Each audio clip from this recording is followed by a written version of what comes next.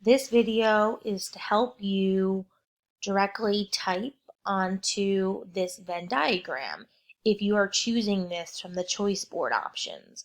So what you're going to do is you're going to press your cursor on the Venn diagram like you want to type, and a blue rectangle is now going to outline your Venn diagram. At the bottom left of the Venn diagram, you're going to see a edit button with a little pencil. You want to click that, and a drawing box is now going to pop up. This is going to allow you to type on your Venn diagram. In order to do so, you have to insert a text box, which is over here with a square with a capital T. You're going to click that, and you're going to draw your text box where needed. So on this side, in this circle, for virtual learning, you're going to type here what you like about virtual learning that doesn't happen in the classroom with learning. So I might say, I like to sleep in longer, because normally in the classroom learning, you have to get up at a certain time, while virtual learning, our school day starts later.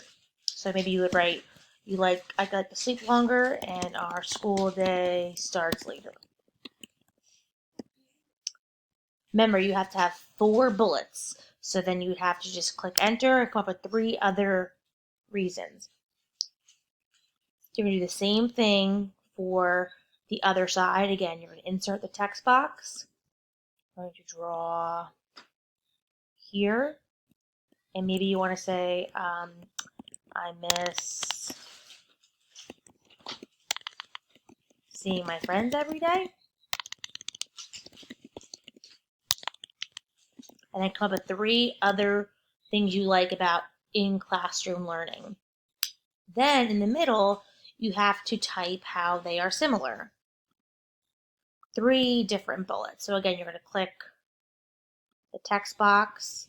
You're going to draw it in the middle here.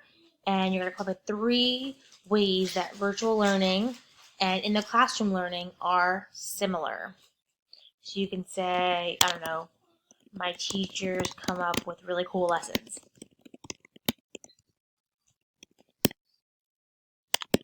And then come up with 2 more.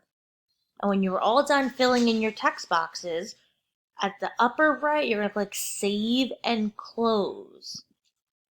And now look, all of your information is now in your Venn diagram.